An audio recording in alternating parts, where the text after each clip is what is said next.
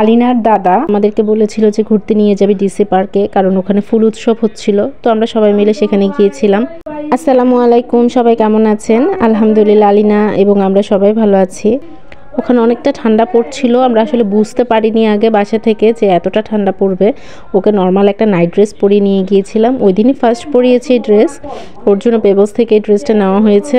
এই ড্রেসটা হচ্ছে আপনার ও প্রতিদিন রাতে এত ঝামেলা করে পুরনো ড্রেসগুলো নিয়ে, ওগুলোতে চেইন রম্পার, তো তাই একটা নতুন ড্রেস নিয়ে এসেছি যাতে এটাতে ও কোনো প্রবলেম না করে।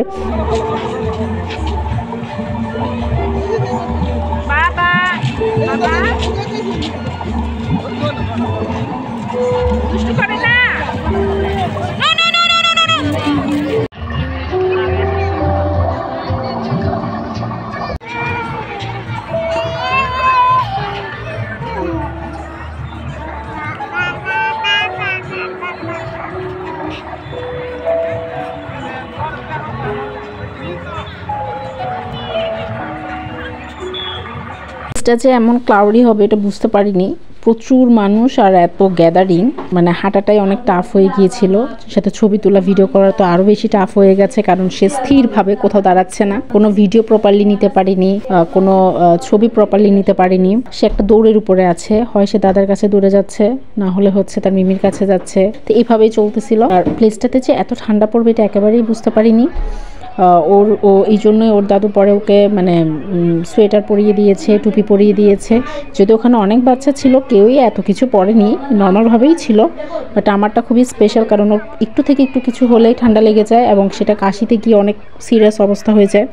তবে ওখানে গিয়ে মানে ফ্লাওয়ার ফেস্টিভ্যালে যে এত সুন্দর সুন্দর ফ্লাওয়ার, আর এগুলো দেখতে এত ভালো লাগছিল। ফ্লাওয়ার্সগুলোর নাম আগে আমি জানতাম, বাট এখন আসলে মনে নেই, অনেকদিন এগুলো দেখা হয় না। আগে যখন ভার্সিটিতে যেতাম তখন লাইব্রেরির সামনে অনেক ফুল ছিল এবং ফুলগুলো আমরা প্রায় সময় ফ্রেন্ডরা মিলে এগুলোর নাম বের করতাম। এই সূর্যমুখী ফুলগুলো বড় হলে এত সুন্দর লাগবে।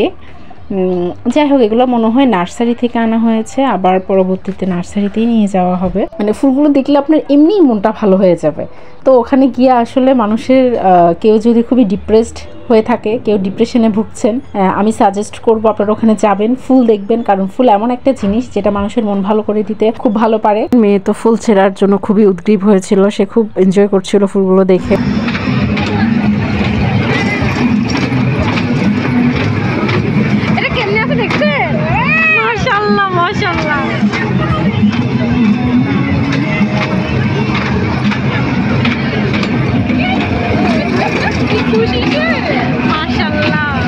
কিডস সাইডটাতে অনেকগুলো রাইডস ছিল।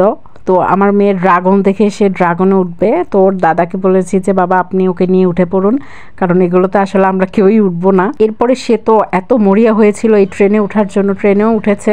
এই ট্রেনটাতে উঠে সে উকি ঝুঁকি মেরেছে অনেকক্ষণ, তার দাদার সাথে এখান থেকে সে টুকিও খেলেছে। এরপরে আমরা জুলাইয়ের যে গণ অভ্যুত্থান হয়েছিল সেই সেকশনটাতে চলে গিয়েছিলাম। সেখানে অনেকগুলো গ্রাফিতি ছিল, আমার মেয়ে সবগুলো খুব ভালোভাবে দেখছিল। আমার নিজেরই আসলে অনেক ভালো লাগছিল গ্রাফিতিগুলো দেখতে, এত সুন্দর করে মানে গ্রাফিতিগুলোতে প্রত্যেকটা মোমেন্ট উঠিয়ে তুলেছে, আসলে দেখার মতো। এরপরে দেখলাম যে সেখানে ভাপা পিঠা বানাচ্ছে এবং কিছু স্টল ছিল, স্টলগুলোতে আপনার খাবার পরিবেশন করা হচ্ছে। শেষে আমরা চলে আসার পরে হাতের বাম পাশের এই সেকশনটাতে আমাদের প্রথমে যাওয়া হয়নি, পরে আমরা এটাতে গিয়েছিলাম। আসার সময় এত ভিড় ছিল, গেট দিয়ে যখন বের হচ্ছিলাম শুধু মানুষের মাথা দেখা যাচ্ছিল। তারপরেও ভিডিওটি করেছিলাম, কারণ এই ফুলগুলো সাথে গাছে যে লাইটগুলো জ্বলছিল খুব সুন্দর লাগছিল। আর এই সময় আলিনা ঘুমিয়ে পড়েছিল তার দাদার কোলে। যাই হোক, সবাই ভালো থাকবেন, আজকে এই পর্যন্ত।